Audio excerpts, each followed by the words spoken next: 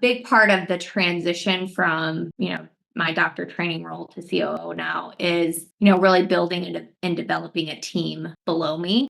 Welcome to the Table Talk podcast, where we get real, meeting with industry professionals and experts in the chiropractic world, talking about the newest and latest, how to scale your practice, the struggles that we all face in practice, and how you can take your practice to the next level.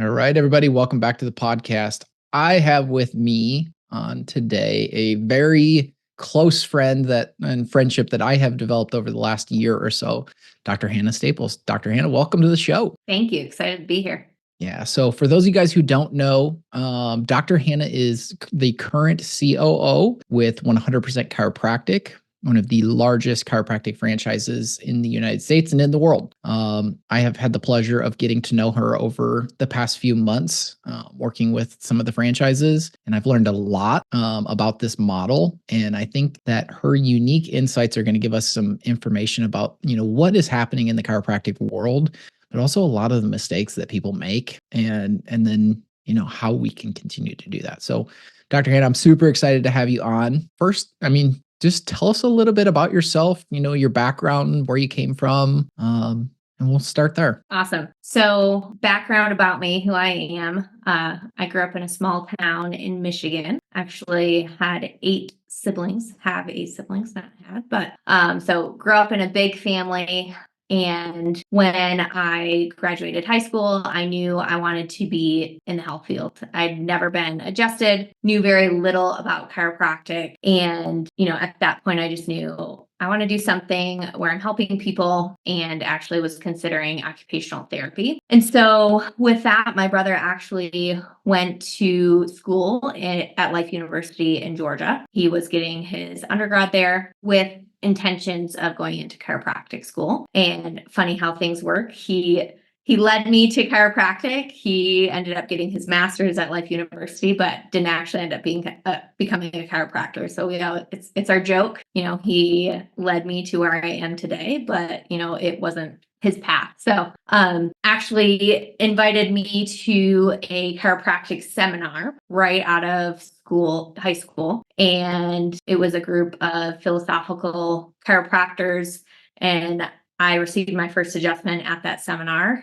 And from that point on, I just knew this was what I was meant to do. I really, transformed my thought process that weekend and made the decision to, move across the country to Georgia, really in the matter of a weekend. So 3 months later, I was at Life University, getting my undergrad there first, and then jumped right into chiropractic school and graduated from chiropractic school in fall of 2016. So, yeah. So that's really funny. So your older brother pushes you to chiropractic school, yep, and then doesn't go himself. Yes. Yeah. It's funny. It's funny how the world works that way, isn't it? It is.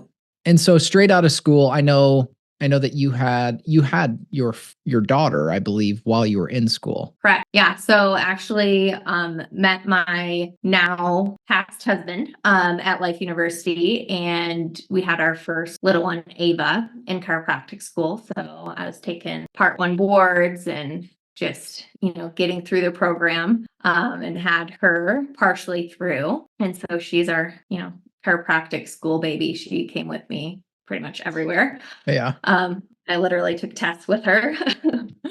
And then before I graduated, I was pregnant with our second, Aiden, and had him about 3 months out of school. And then shortly so you graduate school. So while you were in school, what was the process? I know you were involved with clubs and things like that. What did that look like for you? Yeah, I was actually part of student ambassadors as well at Life University. So I that's really what began bringing me out of my shell. I used to hate public speaking. I was more of a one-on-one relationship type of person. And so that allowed me to really get comfortable talking in larger groups and really just pushing myself out of my comfort zone. So as part of that, As I mentioned, I was part of a chiropractic group that also had a club on campus. So a lot of what I learned there was really core principles that really aided in especially our first year to 2 years of practice. So I learned how to do screening events and get new patients and doc talks and report of findings. And believe me, I was terrible at them the first time I tried to practice a report of findings talk with a group of friends. I about hyperventilated. So, I mean, it really is what pushed me to where I am today is just overcoming, things that I never thought I could do. And so a lot of that was school for me. Of course, focus on, getting through and with being pregnant and having Ava, it was just definitely a balancing act. And then I also focused on pediatrics. I did most of the ICPA seminars throughout chiropractic school, not all of them, but majority of them, as I knew I really wanted to focus on pediatrics and pregnancy in practice. So I was able to get a good bulk of ICPA seminars done throughout school. And so what was the genesis of your relationship with 100% chiropractic? Yeah, so we were actually going to go a different route and open with a different company right out of school for a lot of different reasons that fell through. And it kind of left us reeling because that is everything that,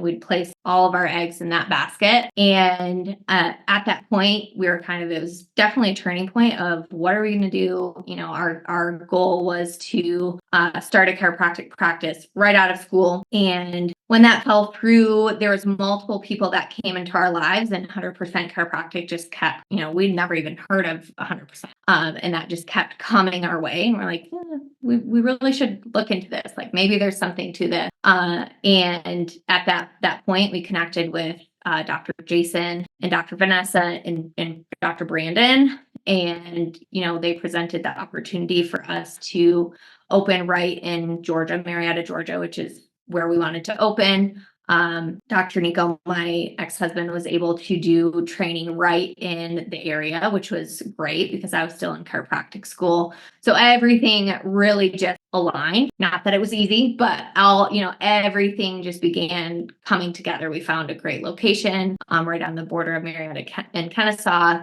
Nico was able to get his training extensively just about 10 miles from us and really be set up for success for us to open in February of 2016. And I think that that's one of the things that I've found as I've worked with a number of what the 100% offices is just how dedicated a lot of the mentors, I guess you could say, or the docs who are open, how those seasoned docs are willing to give back to the doctors that are opening. And I think that that's something that's so unique to what you guys are doing with 100% because there's not a lot of docs out there that are doing. I mean, our profession is known for eating their young. And I think that that's one of the things that's so cool about how 100% does it and having people in your corner that are helping you, to succeed in practice. Truly. I mean, honestly, we were two young, freshly graduated chiropractors coming out of chiropractic school that didn't necessarily make all the best financial decisions throughout school. So really the only way that we would have been able to open the way we did is if we had support, mentorship, people who really put their name on the line, which in our case was Dr. Jason and Dr. Vanessa said, we believe in you. We want to back you. We want to support you. We want to find an investor to invest in your practice. And really that's how we were able to start right out of school with a gorgeous practice and be able to really begin impacting the community around us right away. Neither of us stepped into an associate role for a period of time or had that time of like having to scrape by to then create something, which all of those scenarios are great. And for the right people, that's the best way to start. But, for us, we really wanted to just start with an incredible practice with all the tools we needed to be successful from day one. As I said, Dr. Jason, Dr. Vanessa are, the ones that supported us and were our clinic consultants, and we got to start right away. And so you were in that practice for how long before you transitioned into the COO role? Well, I was there we opened our doors in 2016, so we became part of 100% in 2015, and then practiced there until 2020, the fall of 2020. And then at that point, different life changes just led me to the corporate position with 100% Inc., where I was able to begin as the director of doctor training. So that was when I started November of 2020, transitioned to that role and began really developing a training program, systems all around training all the incoming doctors within 100%. And then in the fall of 2022 is when I transitioned to COO. Okay. And so in the doctor training role, I mean, obviously we all come out of school, we think we know everything. What were the biggest hurdles or the biggest things that you saw with, students coming out of school or people getting ready to open practices that were, I guess the things that you don't know, so to speak? Yeah, I think, several things. The business side, of course, especially for somebody stepping into owning a practice, we learn a lot of things clinically in school. There's a lot that is lacking when it comes to just understanding a business and understanding where to put your effort, especially at the beginning of a practice and growing something. You really have to be dialed into what is occurring in your practice to know how to support it and support growth. So for sure that, the leadership aspect of leading a team and understanding the CA role and really how a practice functions, that's a lot of it. You really have to get people dialed in very quickly to understand how their practice runs. What are the CA's role? How do you lead, as a doctor? And of course I train, doctors that are owners, clinic directors, associates. So there's of course varying levels, but a common theme is I see is that there's just a lack of understanding of how a practice truly runs. And once people can understand that, they have way more confidence. It doesn't impact how they communicate to patients. They're able to just, be really confident and focused on patient care versus having so much worry about, well, how do I do this? And how, I don't have my CA here today. So how does this occur? So of course there's many things, but big picture, really diving into the understanding of how a chiropractic practice truly runs and, where they should be placing their focus based on numbers is a big part of it. And the way I ran my practice was always very numbers driven and very like trying to remove the emotion from the decision making process. And I think that that's one of the things that I've seen. And I think that the reason why a lot of your practices have been so successful is because a lot of them do the same thing, right? They're making decisions based off of numbers, not emotion. And from a business perspective, it's so vitally important to do that. Yeah. That's one thing about that is sometimes a challenge. Chiropractors, most often they come to this profession because they're very heart driven and they care for people. And that's one thing I always train on is you both can coexist. So, you as a chiropractor, your sole mission and why is every single patient coming in the door and educating on a completely different type of healthcare and leading them every single day. That has to be your why. That has to be your purpose. But equally, you take that and you gain insight from all the numbers to know how can we do better? How can we impact our patients better? Sometimes I think it can be a little misconstrued of, well, I have to only focus on the patient and the heart and the why of what I do without fully understanding, in order to do that well, in order to be better, in order to bring more patients in the door, we also have to understand, the things that we need to improve on. And I think that is something that is super unique in this profession, because I don't think that I can say this with having worked with over 700 chiropractors at this point. They don't make decisions based off of numbers. It's very emotionally driven. I mean, to ask someone, hey, what is your profit margin this month? Like if someone can't answer those basic business questions, what does it cost you to acquire a new patient? What does it cost you to provide a visit? Like understanding those basic numbers is something that is just a basic business sense. And I don't think that a lot of chiropractors, they don't know. No. Sure. And so as you have moved into your new position as COO, tell me what that looks like. Like, what does a day in the life of Dr. Hannah look like? That's a loaded question. Obviously each day varies slightly, but a big part of the transition from my doctor training role to COO now is, really building and developing a team below me and making sure that collectively we can make more and more of an impact, provide better support and training, and really move the needle when it comes to growth of 100%, not only just individually in each, practice, but collectively. Our goals are big as far as, how many locations and, where we want to progress. And so there's an internal side of it of, meetings with my team here, developing the training team of 100%, really making sure we have clear systems within the systems, elevating our current training and systems. And then, another side of it is really working hand in hand with so many, of the individuals that make 100% possible. So a lot of our vendors, of course, we meet regularly to really make things better when it comes to marketing and, what are things that we can brainstorm and provide and, support and all of that. So my days are typically consist of, connecting internally as a team and brainstorming, connecting with, franchisees or, people that need additional support within 100%. And then of course, above and beyond that. So good mix of in-person meetings, Zoom meetings, and then big picture brainstorming and a lot of looking at numbers and where things are improving, just like an office would. I have to always go back to the big picture numbers of 100% to know where we need to put in attention and what we need to focus on and what's really going to impact things big picture.